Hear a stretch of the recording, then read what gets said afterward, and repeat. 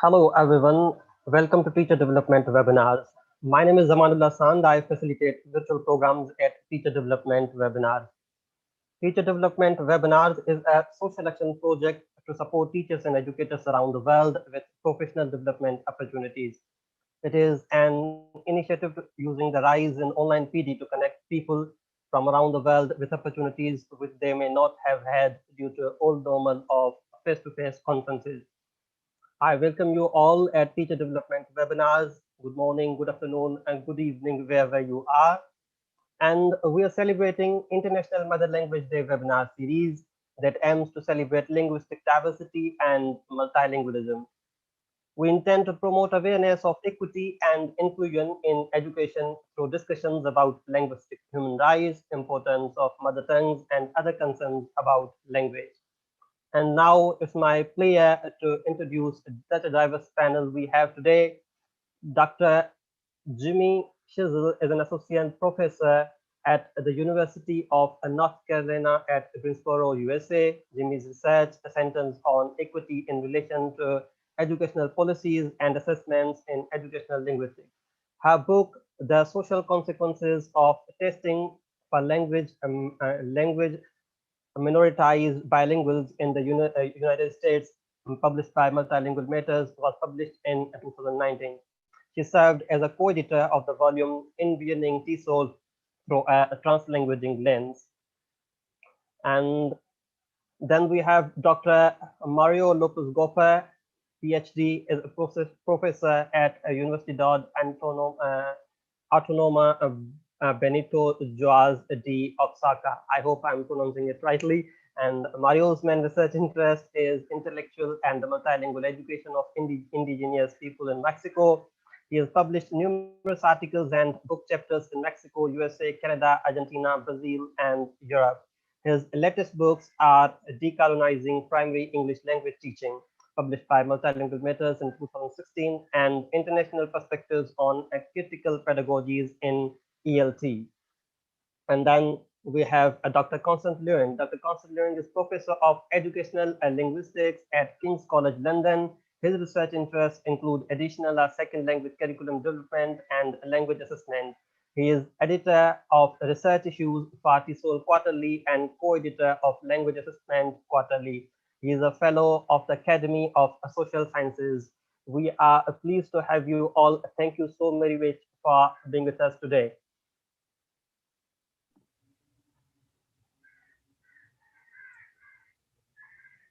Over to you, doctors. All right, so I'm going to thank you so much. Get us started.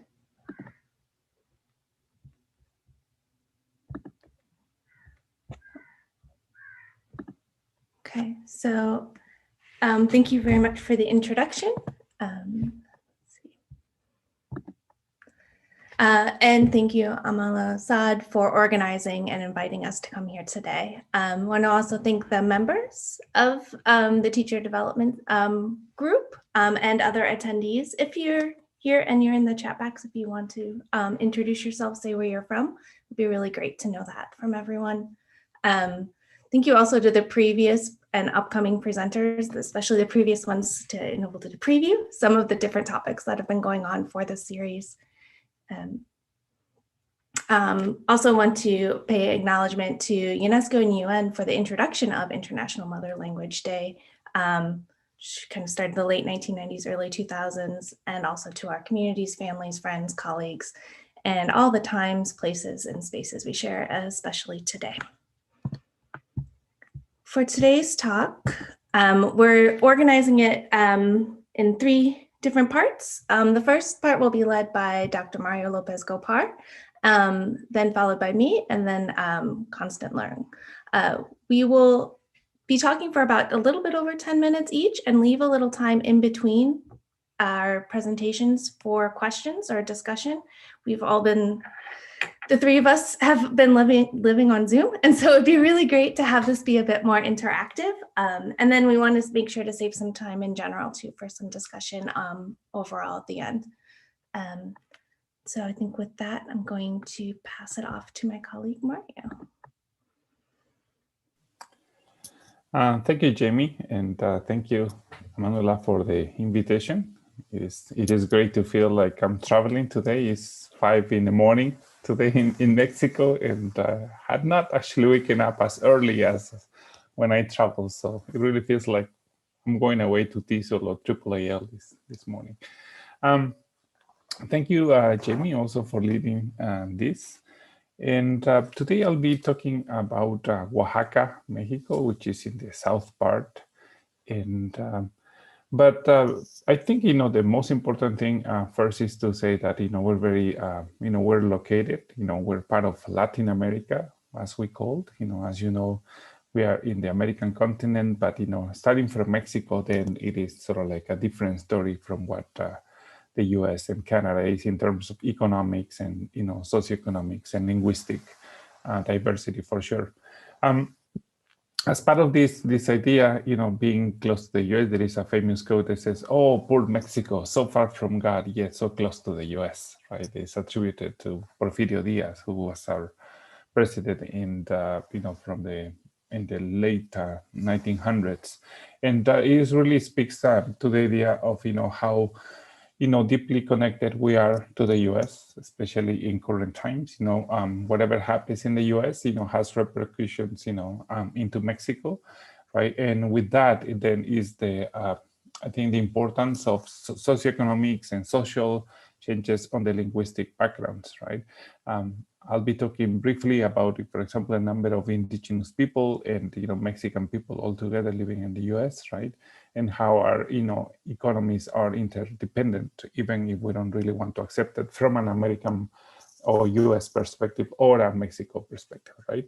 And so with those two scenarios, then Spanish and English has been basically hegemonic. And I'll be briefly talking about, how is it that, especially Spanish, has become, the dominant language. In Mexico, we don't really have official languages, but Spanish has been the official de facto language for, over 200 years. So Jimmy, next, please. Thank you so much. So, 500 years of Mexican history in 2 minutes. Mexico, before the Spaniards came in 1492, before Christopher Columbus stumbled into America and actually believed that he had reached India and Pakistan as well, was a multilingual and highly advanced. There were multilingual and highly advanced societies. The Aztec, the Mayans. You probably heard about the Mayans and how scientifically smart they were, predicting, for example, eclipses, down to the seconds, just being apart. But with that, we had a Spanish invasion, after Christopher Columbus, discovered America. So we were colonized by the Spanish from 1521 to 1821. So 300 years of, we were a colony of Spain. And with that, of course, the imposition of the Spanish language, right? We were supposed to be independent from 1821, right? But then, following sort of like the French ideology of one nation, one language, that we should be united, right? One language was chosen, right? And of course, one of those languages was not, for example, Nahuatl, the most spoken language, back then. And then Spanish was chosen by the liberals, who were, Spanish, children from Spanish families, or, these mestizos, like the mixture of Spanish. So that's what Miolo says, that, we basically are in a remaining state of coloniality. Next, Jamie, please. With that, even though after 500 years of colonialism, right, it's actually amazing how indigenous languages in Mexico have survived and have struggled. And that really speaks to different situations, right? Indigenous people resilience, indigenous people's resistance, but also it is connected to geographics, right? Where we are in the south here part in Mexico, it's a very mountainous region, right? To go from the city of Oaxaca to the coast is very close, it's 200 kilometers, but it takes over 6-7 hours going through two mountain ranges. And with that, then many languages stayed, basically the Spaniards could not reach those communities, so they were left alone. right? And also the diversity, the linguistic diversity is amazing, because in Oaxaca we have, well, in Mexico we have 11 family languages.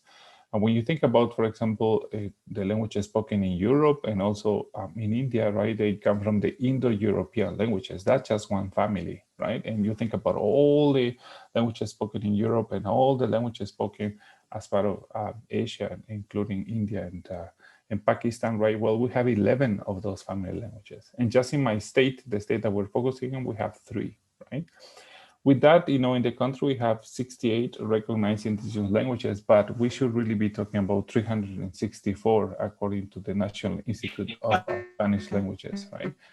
But with issues of power and hegemony, Spanish and English are recognized as languages, whereas indigenous languages are usually referred to as dialects. Something that is not even important, that they don't even have a name, right? And of course, that really speaks to issues of power, issues of economics, right? Who calls a language, right? You probably heard, the phrase that, a language is a language if it has, a navy and an army behind. In current times, we should talk, about, having the, World Fund monetary behind that, so it becomes a language. And next, Jamie, please. Thank you. With that, there is a lot of, indigenous linguistic diversity issues, right? And some of the issues, and sometimes I don't like to use the word issues, because it really speaks like problems, right? And those are really problems, those are complexities, right? But here we go. We have hundreds of different communities who have their own language variety, right? So, for example, the language, that is called Mystic, right? Or Nusabi in their own terms, right? We have over 100 of them, depending on, which community you come from. And of course, with each community, then, it really comes their own variety, right? So when you think about, developing curriculum for that, it's like choosing a textbook for that and believing that it's just one language, then it becomes a problem, because when those textbooks are sent to the communities, they're like, this is not my language, right? And also with with this contact that has been between indigenous languages and Spanish, for example, right? There are indigenous languages that use a lot of words in Spanish, right? So they become let's say it's the Zapotec language, and they become Zapotecized, right? So they take words from Spanish and then use them, right? So for some people, say like that's totally wrong. Those are not indigenous language anymore. That's language shift process, right? But from a very personal ideological perspective, when we look at, how the languages have evolved, the English language has a lot of French words in between, right? And even if you want to, sound more sophisticated, you use more French, like academics use par excellence, right? And in lieu of, instead of, right? So, that's happening in a language, right? And also another thing is that most indigenous languages have, many of them have remained oral for 500 years, right? But many of them are developing, or people have been developing alphabetic, writing systems, for them, for different purposes, religion purposes and things, right? So for many indigenous people, they think, oh, okay, now my language is a language, right? Because it has a writing system. But, for others, having another way of excluding, the families who do not, how to read and write in these languages. And lastly, like indigenous people currently do not really stay in their communities. They're all over the place, all over, the country, right? Bringing their language into these new cities, bringing their language into the US. For example, in the US, for example, in California, there's a lot of indigenous people, right, who actually speak, for example, Zapotec in English, who do not actually, basic or invented Spanish to talk about that. And last, Jamie. So, and also the other issue is like, even though, they're, according to the Constitution, indigenous languages and people should be recognized, and Mexico should be a cultural society, plurilingual society on paper, and even though indigenous languages should be or are considered national language at the same level as Spanish, right? Basically, that does not resolve, the racial, linguistic, classes, and gender discrimination issues faced by the indigenous people. Indigenous kids, for example, struggle in school, especially because, Spanish has been used, as a medium of instruction, right? Not acknowledging or recognizing that they speak another language. And we have two mainstream, schooling, especially in Oaxaca. The one that is actually is supposed to be in Spanish, and the other one is supposed to be Indigenous. But that reality is very complex because many times Indigenous teachers are not sent to their communities. They send to another Indigenous community where they don't speak the language, right? Or that they have many different Indigenous languages spoken. I'm sure that may be the case in Pakistan or India as well, right?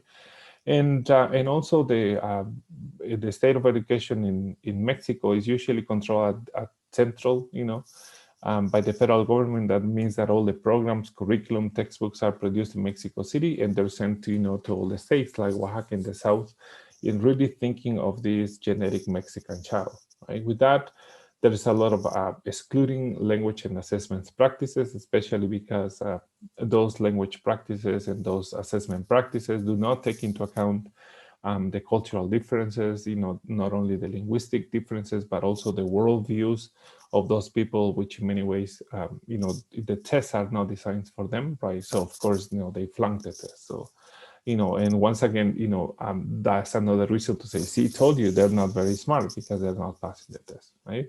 So Indigenous people then face a lot of, issues of discrimination based on that.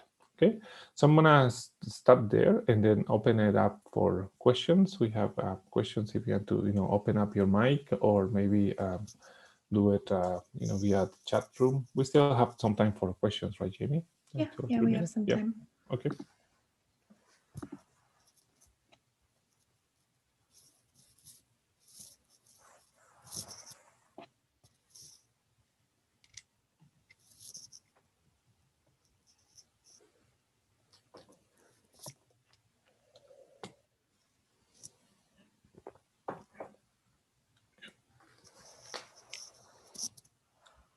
Or if we want to, I think everybody's asleep like me. Maybe it's because it's morning time for me, right? So if we don't have any questions, maybe we can move it on to, I think someone raised their hand. Yeah.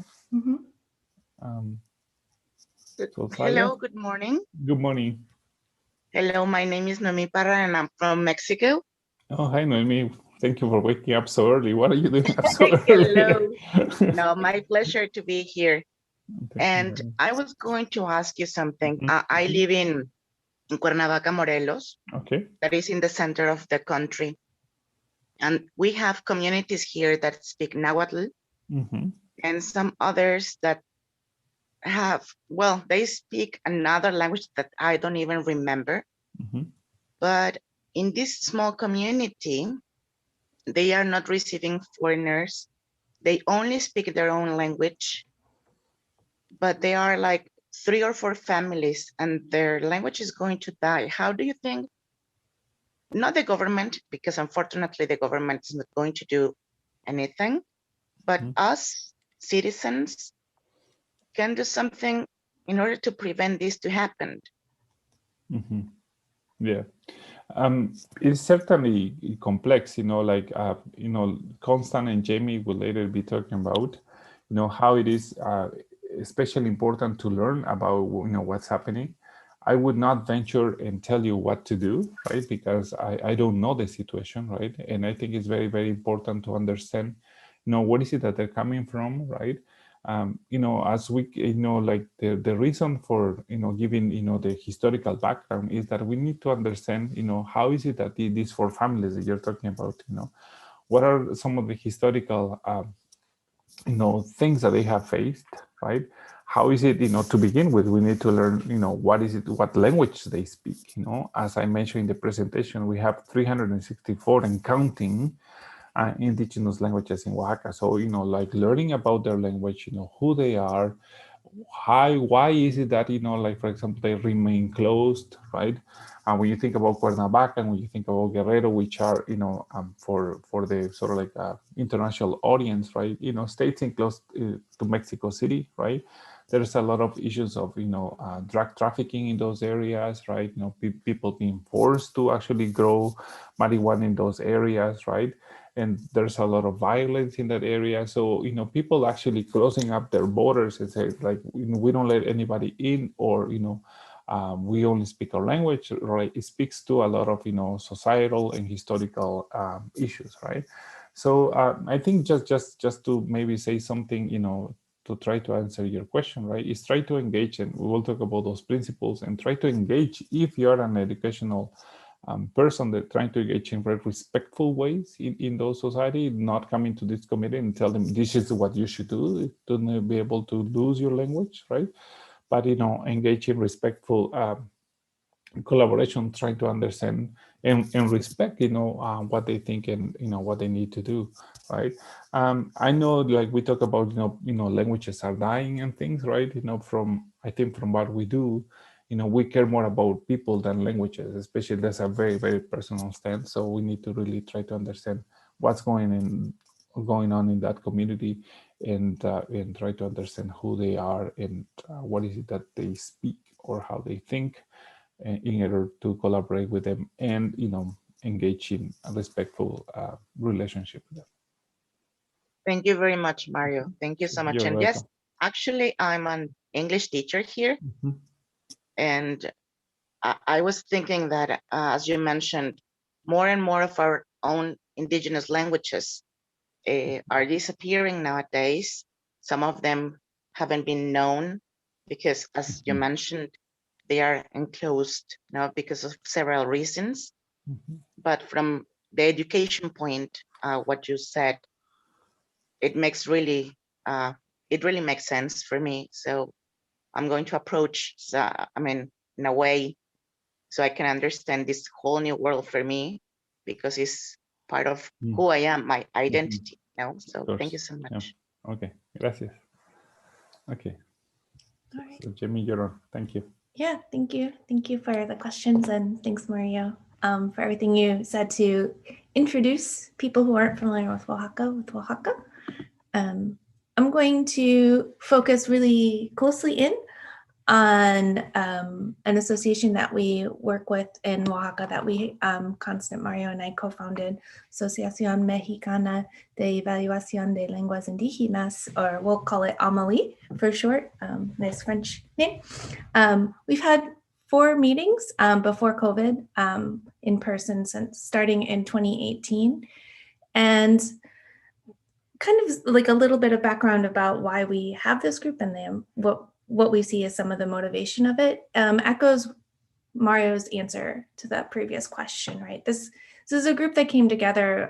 We have our interests in Indigenous language issues, in assessment, but really it's focused on what's going on with the people that we're working with, and that's driving this initiative. So this association exists maybe not so much as a bit of some support from top down, but much more trying to do a bottom up initiative. And I'll explain a little bit more about what that means for us.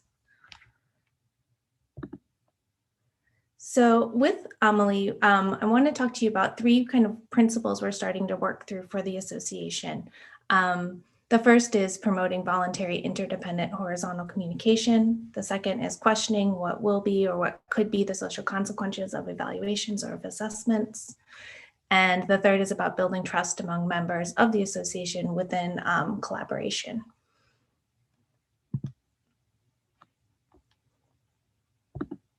Okay. So the first part is just kind of talking about within this association, we're trying to focus on communication that is bringing together a lot of different perspectives and different voices.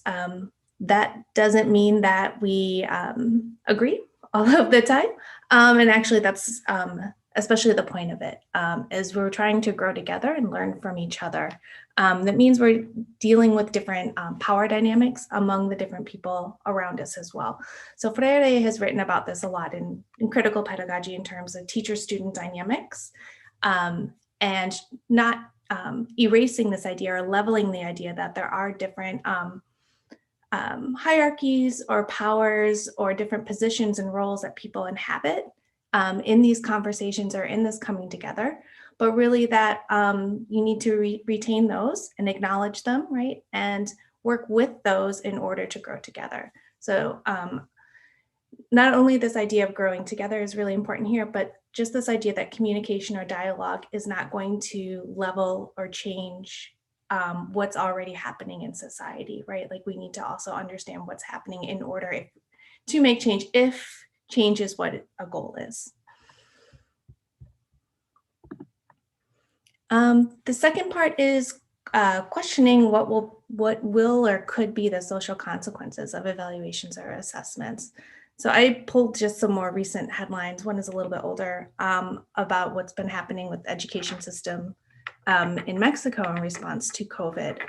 And I think that's a very pressing concern right now about the relationship between what's happening in with Indigenous languages, Indigenous communities, and in education overall.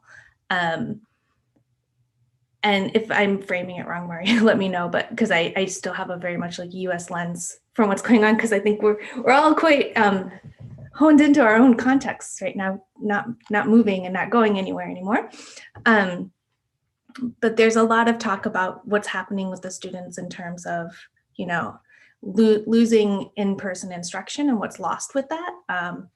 There's a hyper focus in the States on this idea of learning loss.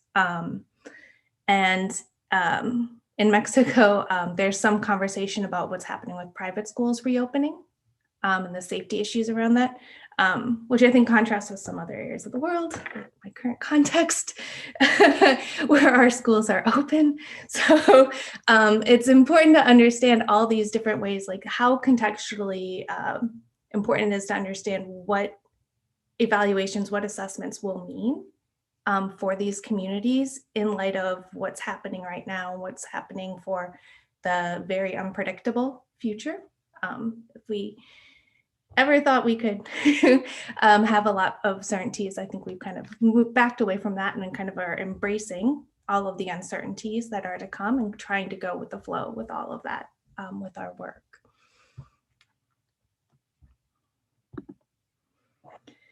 And finally, and I think this is probably, well, I don't want to rank them, not the most important. This is an extremely important part of the association as well, is this idea of building trust among the members of the association and collaboration. In our conversations and in our work, one of the phrases that we say a lot in terms of when people show interest in wanting to come or hearing about it and sharing about about Amelie is the more the merrier, right? Like it's an open door. Everyone is welcome. We really are trying to have and build this community, especially as Constant will talk about a little bit later, what assessments and evaluations mean in societies in general, but for Indigenous communities or Indigenous people specifically, right? Like is often wrought with issues around oppression, around misuse, and around discrimination. So quite opposite from that, right? We're starting from trying to build a genuine care amongst each other and getting to know each other. And having that be where we're starting from when we're having these meetings with our association.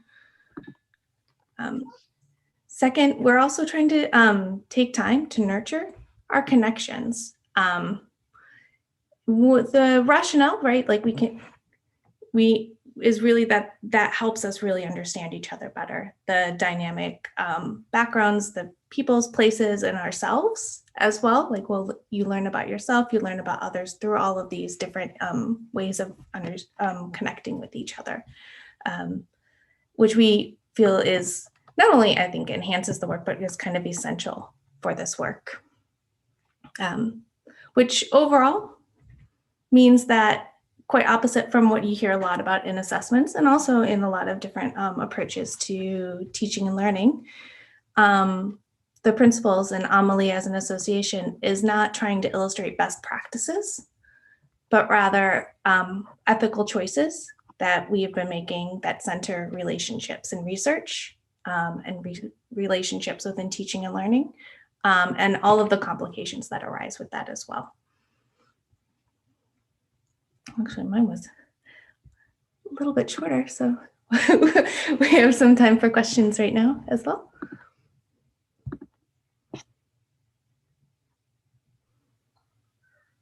Yes, so if you have any questions, you can post them in the chat. I'm also, monitoring the YouTube live chat, and there was a question about, about collaboration from Laura López, and she asked, how can language program leaders, collaborate to bring about awareness or revitalization of these kind of languages? If you could share some of the ideas on this.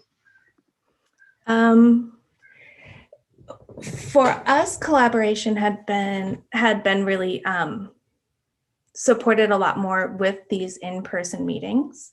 So I think just given the current context right now, knowing that trying to find other ways to connect with each other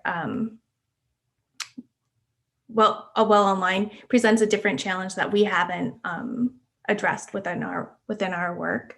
But I'll try to speak to it just in terms of trying to figure out some of the shared goals, right? So if people are coming together in collaboration around language revitalization efforts, right? Really figuring out what that means, right? That can be, that's the only thing that's really been fueling our work is we have these shared goals and these shared understandings, and we create time and space with each other to listen and to speak with each other and to share that.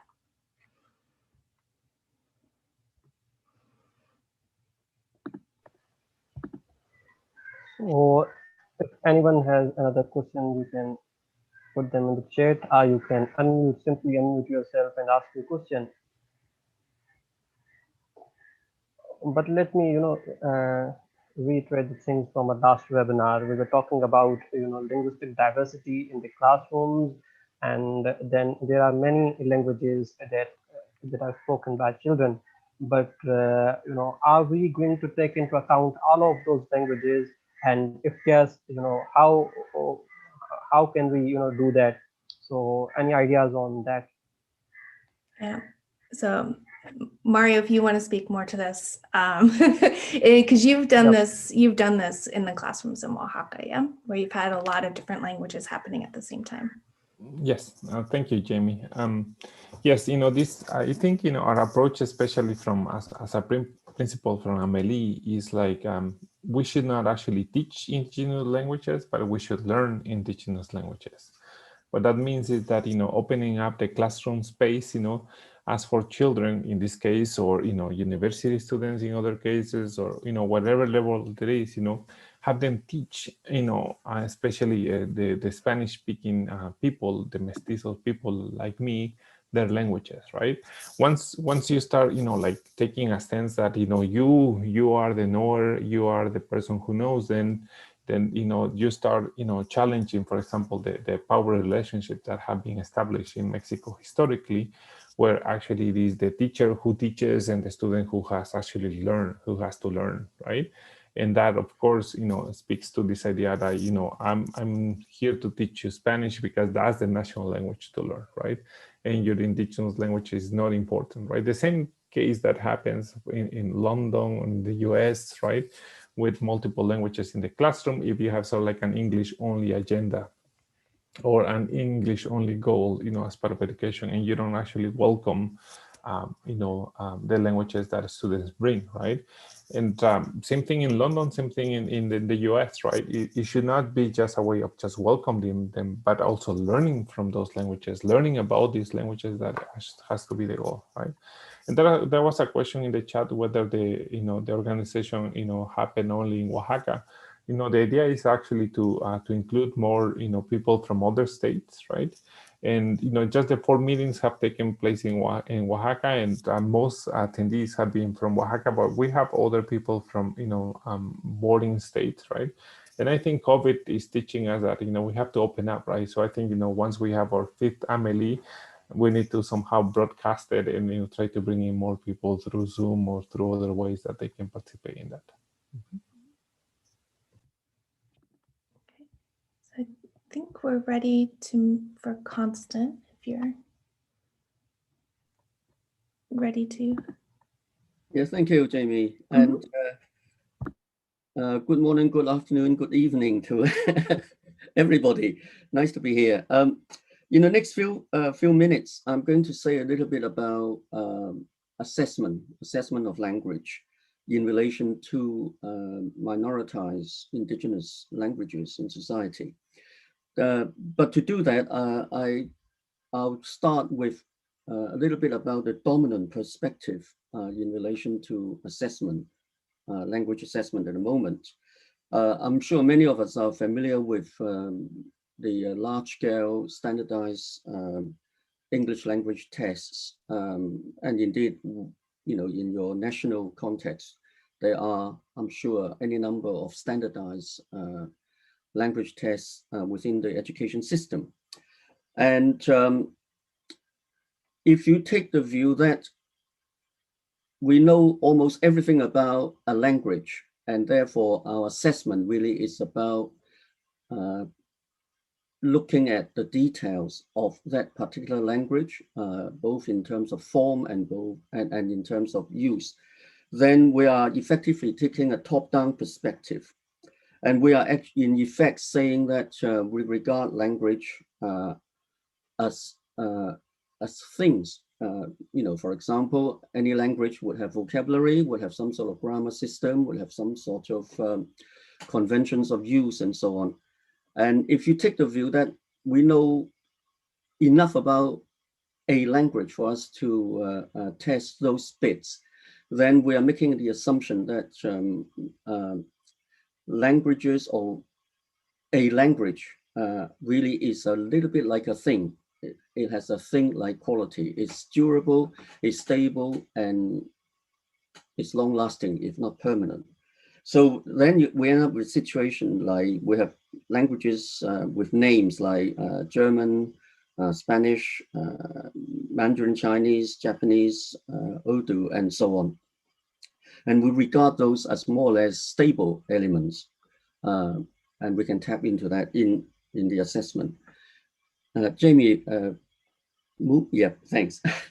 Okay, so in terms of the standardized approaches, which are very dominant at the moment, anybody who's familiar with IELTS, TOEFL, and other, if you like, similarly well-known and established tests would be familiar with this particular idea of the language being assessed is mostly related to something called a standard form, standard language. So in English, the kind of language that we find in the tests tends to be standard English, whether it's based on, if you like, standard American, British, or Australian, or whatever, but we tend to go for the standard version.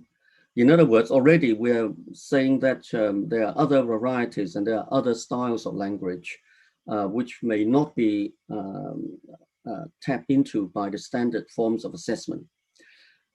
Once we have the assumption that we know what the standard language is, then we feel that we can devise instruments. Normally these things are called tests to look at how much individual speakers, language users know about that language. And with the test is effectively an instrument to find out how much you know. When you have done your test, when you have done all the activities in the test, you get a score, you get a mark, basically. And as a result, you are actually certified. So we are looking at a process here, and that process is so naturalized that we very often we do not ask why this is happening. Jamie, 3 enters. Right, thank you. So we can ask questions with this particular dominant type of way of doing assessment. Well, who's deciding on the standards and which variety of the language. Mario said earlier that, you know, there are 364 varieties of the languages, indigenous languages in the Oaxaca region. Well, who decides which variety, or why Spanish and why English and not any of the others, and so on? And so what are the purposes of these assessment activities? Is it really, you know, just about giving people a certificate, or is it something else? Jamie, 2 taps, please. Or 3, actually, 1 more. Well, I think we can easily see that in general, most of the current assessment systems are oriented towards finding out how much an individual student, speaker knows about the language. And the purpose of finding it out is really about a kind of ranking individuals who knows more than the others. And so, you know, with any kind of assessment within this kind of framework, you tend to have relative positions of all the students or the test takers. So you can be number 1, or you can be number 5, or you could be the last. And as a result of that, you use that kind of information to do certain things. And those things are mostly to do with gatekeeping, selection, in other words, who gets to go to university, who gets the job, and so on. So in other words, there's a process of selection, effectively, in a very technical sense, discrimination, because the basic assumption is not everybody has the same ability, same knowledge. So therefore, we need to find ways of, if you like, ranking people, and the way we rank them and the way we use the ranking would depend on what kind of selection, what kind of purpose, and so on, okay? So that's the dominant way of approaching assessment right now. Jamie, next one, please. And within that, I want to quickly go through some of the assumptions, okay? If you assume that we can assess a language with a certain knowledge that we know what we are doing, then you are basically assuming that there's a codified language in place, something called Standard English, Standard Spanish, and so on. And that we are thinking in terms of, in the assessment anyway, language use is monolingual, that speakers are always expressing themselves using language, one language, and one language only when they do things with the language. And that we claim to know how the focal language, or the, if you like, the target language, is organized and how it's used. So in English, for example, in any form of test of English for academic purposes, the underlying assumption is we know how language is used for academic purposes in school and in university. And that we can actually set up several levels of proficiency. And we know what each of those levels would look like. In other words, we actually have a very clear idea of how language is used in terms of the quality and in terms of its effectiveness and so on. And the final assumption is language use is context invariant. And what that means is, if you are saying there's something called English for academic purposes or Spanish for academic purposes, then English and Spanish is used more or less the same way in all academic settings, or in university, if you like, everywhere, okay? Jamie, next year. But we can argue that none of these assumptions are safe, because actually, even with some major, if you like, dominant languages in the world, such as English, and indeed Mario would be able to give us a bit more information, Spanish. Even with those large dominant languages, we cannot make assumptions such as the ones that I have just mentioned. For instance, we now know almost for sure that the use of English for academic purposes actually is very, very complex. There isn't a simple form that we can describe and say is the same everywhere from, let's say, from Sydney to New York to Mexico City, if you're using English. It's far from that kind of, as it were, simple, easy description. People use English for academic purposes in very different ways, in the different subject areas and in different educational environments. Okay, Jamie, next one. Okay.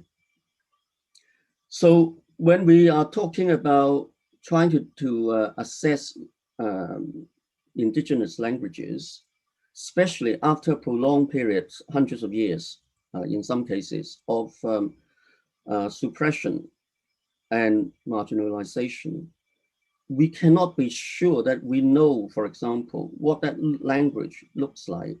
It's not that we don't know it, but we need to have a clearer account of the state of that language after, as I say, prolonged periods of neglect, suppression.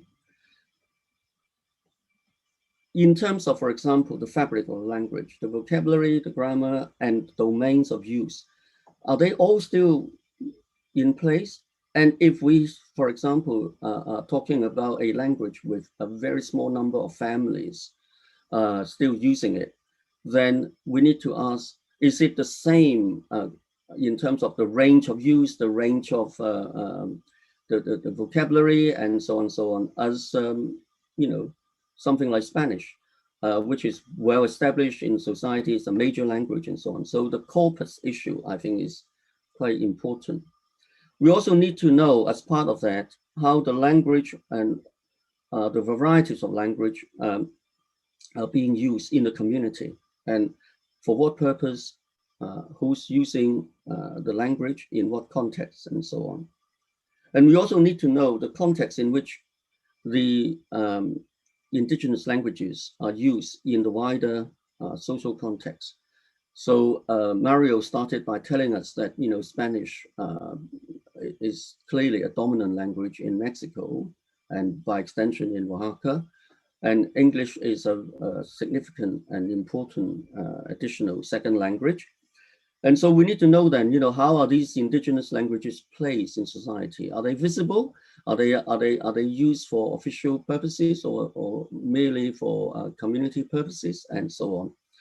And we also need to know about our own, that is the researcher, our own researcher's position, how we approach language. And Jamie talked about that in terms of wanting to share, to work with the people, not make assumptions about what is, if you like, a language in a particular community, and we don't make assumptions, for example, in terms of what is a proper language and how it should be used properly, and so on. We need to go with the flow, as it were.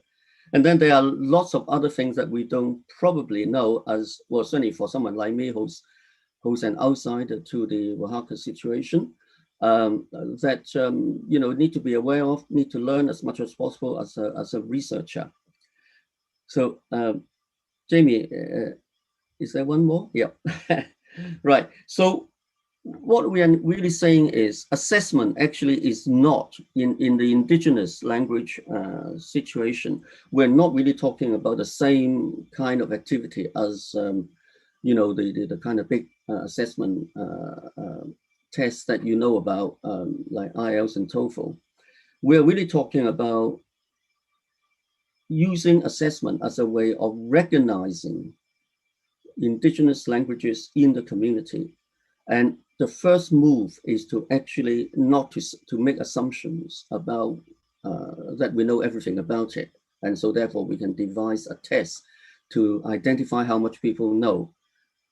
We need to start from the other way around, bottom up.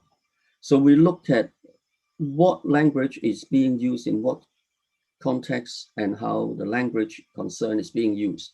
In other words, at the top of the graphic there, you have social language practice and so on. That's the part we start, if you like, looking at what's going on first. And we try to describe, if you move down, we have the next, if you like, point in the graphic is description of practice in context. In other words, we need to begin to find ways of describing factually as far as we can through observation, through ethnographic approaches to make an account of how the language is actually used and in what social and educational and occupational contexts and so on. And with that, we can begin to profile individual speakers' language use in context as part of the understanding of the social practice through that language. And once we have some idea and some observations of how the language is being used by the individuals in community settings, we can begin the process of documentation and archiving and acknowledging publicly, as it were, the use of language as a first step towards any other form of assessment. So assessment here, in fact, is understood by us as a form of building up a knowledge base, creating the information and the knowledge for us to make efforts to publicly recognize the existence and the use of the language or languages involved, and that we don't make any assumption that in order for language to be recognized and to be taken forward in any other form of assessment, it has to be more or less the same as, if you like, a well-archived, well-established, well-used, well-tested language, such as Spanish or English. We take whatever we find and begin to build on that. And I think that is, the spirit with which we're trying to work. And I'm sure, in a discussion, some details would come out, but that's basically the sort of approach that we're taking. And so, in effect, what we're saying, trying to capture what Mario and Jamie have said already, we are really thinking about participating in the community with people where we can, and obviously Mario and Jamie are closer to that than someone like me who's quite far away. But nevertheless, work can be done in that direction, and we're looking at community-generated actions in terms of archiving, understanding, acknowledging the language use. We do not assume that language use is always monolingual. We understand that there are lots of others. Mario said, there are dozens of languages, but these languages could be used concurrently at the same time in a multilingual way. So therefore, the situation is dynamic, and the engagement of establishing the knowledge base is absolutely dynamic. We cannot assume that we know everything and then move in and find out. It's more or less a question of developing and growing together. On that note, I'll stop. Thanks.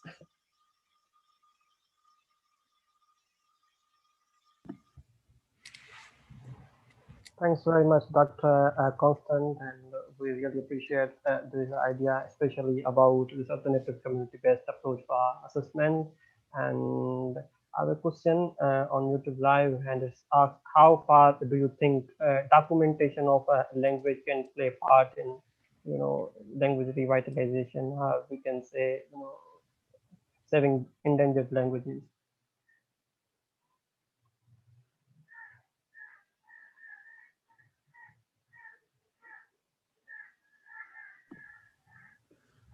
Was that a question? Yeah. Yep. For me or for Mario or for Jamie? I think for any of us that wants to answer it. Any of us, yep. Well, perhaps we could invite Mario to say a little bit about the sort of the way we are beginning to, register the information about the uses of the indigenous language. Yeah, for sure. Documentation is certainly important, when you're thinking of language. I think what we're trying to argue that we should not actually stay in documentation, because that's what has been happening, you know, with indigenous languages, from especially if you take an sort of like an object view of indigenous language, right? You have to preserve them, right, in jars so that they cannot be lost, right?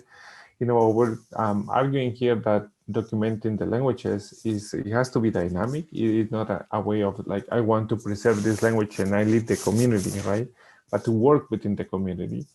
And also what we have been doing, you know, here in Oaxaca is like we're trying to move into auto documentation. That means that, you know, community members, you know, document their own practices. It is not like foreigners coming and documenting their, you know, the language practice and taking them outside, right? But, you know, for indigenous people to actually auto document with that. And with my students, we have been, for example, making videos in different indigenous communities as a way of documentation, right? To try to understand how the language is used for what purposes and things, right? So it does take it is an important aspect of you know what we're trying to argue for in this presentation in our work, right? But it has to be dynamic. It should, you know, include, for example, video things, audio things, right? Observations, you know, but the most important thing is that the community members they have to be involved as to what determine what is it important to document and what is not, right?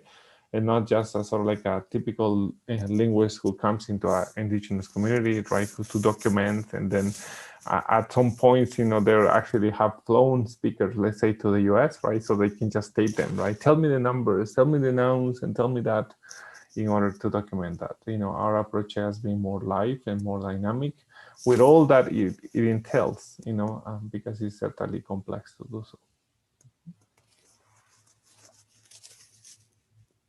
I saw a question in the chat box too, just about Amelie and getting in contact with it.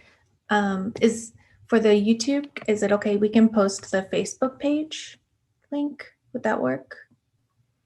Sure. Okay.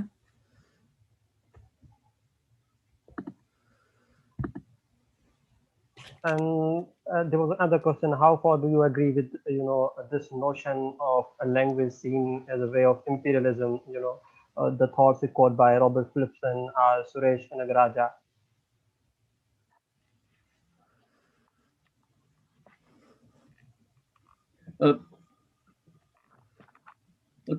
Did you say?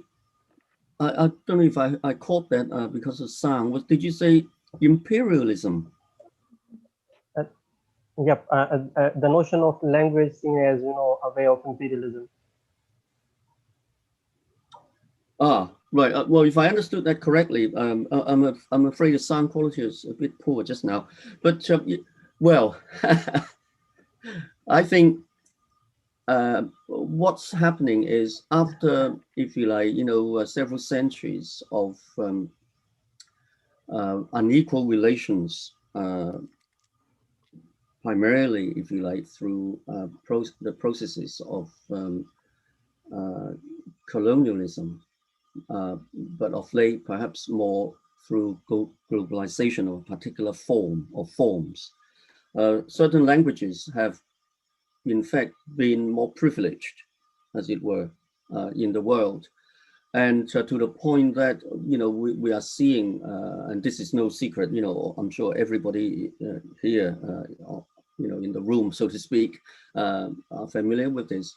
Language, minority language or languages are being minoritized in lots of places, and we're looking at rapid language loss across several societies.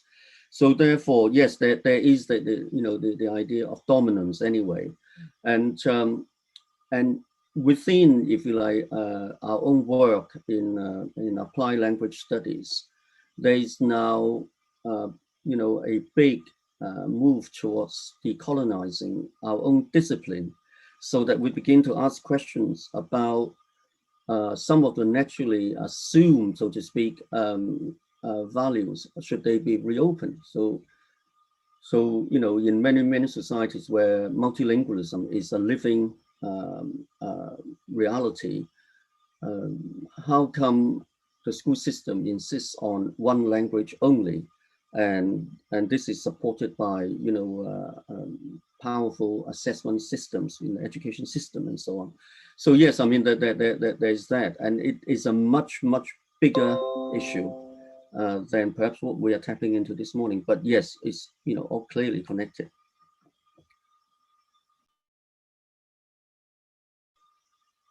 I wonder if my colleagues will come in. I think that's a heavy issue. We could talk about that for a very long time. Sure, you can if you want to. Thanks. Yeah, I think, like, kind of piggybacking off what Constance says, in terms of the work that's being done or has been being done, I think is that it's quite nice to see the traction that everything is getting, right?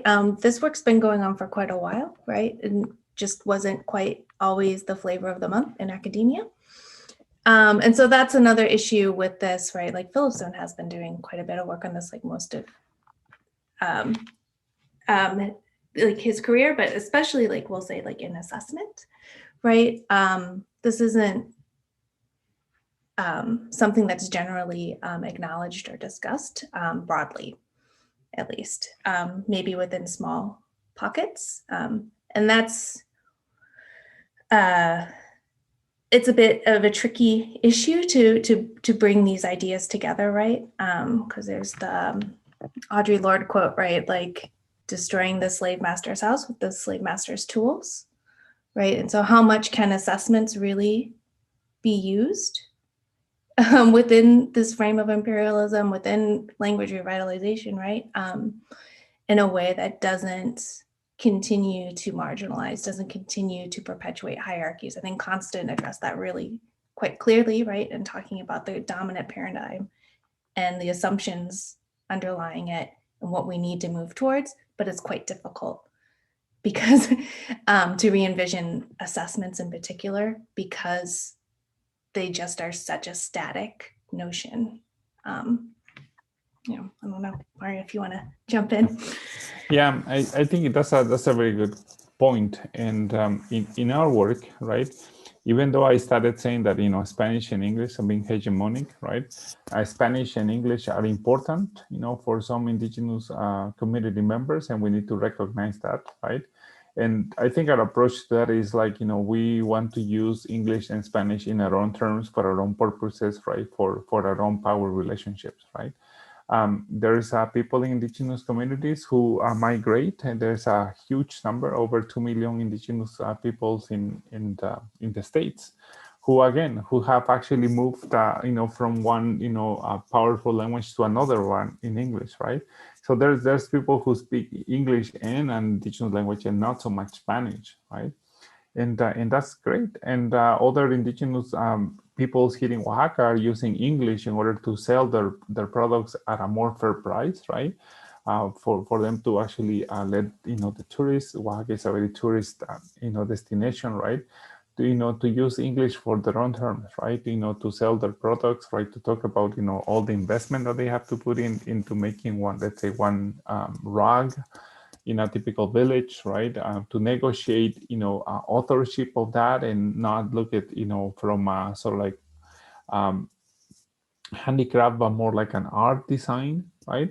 So in that way, we're by no means saying that, you know, no English and no Spanish because they're imperialistic, you know, languages or killer languages, like Stop Kumna Kangas have, you know, called them, right? They're here, and we need to actually, you know, as Constant was saying, understand how is it, you know, that the community plays different values, right? We do, however, you know, challenge certain ideologies behind English as to, you know, English opening doors and English changing your life, right? When, for example, you know, like an English teacher salary is so low that no, it does not change your life in terms of economics, right? So then we need to understand how is it, why is it that we use English, and for what purposes, right? Instead of just saying that they're imperial, you know, languages and they should be discarded, right? So again, this is part of, you know, understanding of how, the values of the community plays on different languages and why in that, in order for us to have sort of a respectful ethnographic view of what's happening there.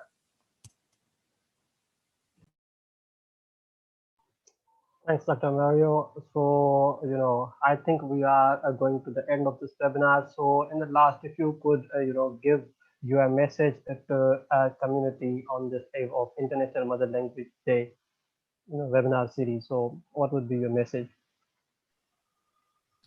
Well, in a way, I think I really want to stress the fact that, learning about and learning from indigenous languages, indigenous worldviews, right?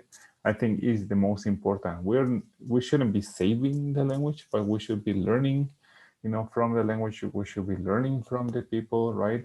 And we should be trying to understand and have them teach us, have them teach us how to make our teaching profession even more complex, right? Because at times, especially disciplines or fields, once they become static and, they're not challenged, then, certain things become standard, right? As Constant was actually mentioning in terms of assessment, that nobody questions that anymore, right? So I think once we start, learning about what's happening, with different languages around the world, not only indigenous languages in Oaxaca, but, indigenous languages in Pakistan and power relations and things, then we need to, basically understand and challenge, the way we do and how we do things in our professions, language teaching, applied linguistics, bilingual education, or, or whatever front you're part of. Great. Dr. Constant. Yes, well, I would go along with all that Mario has just said.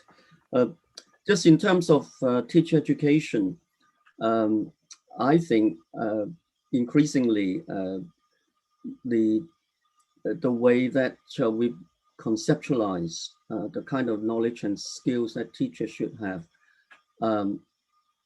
is really the knowledge base is no longer or shouldn't be a kind of fixed quantity. It should be an open agenda, and teachers should be encouraged to look at their students and the quality of the work that they do, and begin to ask, to what extent this is really just a question of the individuals not able to learn effectively or learn very well, but more a question of, how students are working within, particular situations. And that in our case, we're talking about language education. And so, in relation to the students' language development, we need to be saying, is there a question about how far we as teachers are creating the best possible conditions for all their language resources to be developed to the maximum, and not necessarily just about one or the other, but how best we can make the total package in terms of the students' own, if you like, linguistic resources. How can we bring them, to the fore and allow them to benefit from the multilingual assets. Thanks. I'll say something that I think just kind of connects everything both Mario and Constant mentioned, and bringing it back to literature on funds of knowledge. And really, I think this, depending, these perspectives all kind of overlap in quite a way, but what is particularly fantastic about funds of knowledge approaches, right, is that it started right with pre-K, with small children, and getting out of the classroom and going teachers, administrators, understanding that how learning happens at home, and kind of trying to radically re-envision what they understand and how they understand their students within home settings, with outside of the confines of a school, of a classroom wall. And I think that's really connected with a lot of what we're saying. We talk about it specifically within assessment because in one area that kind of limits what we're able to do. Assessment has so often in school context been very limiting.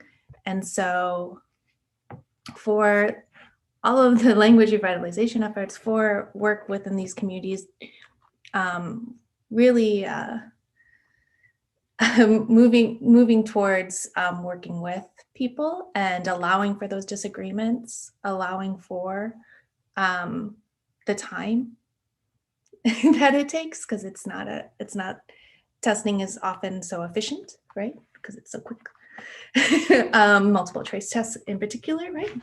And really moving our values away from that in terms of trying to understand what's going on with teaching and learning.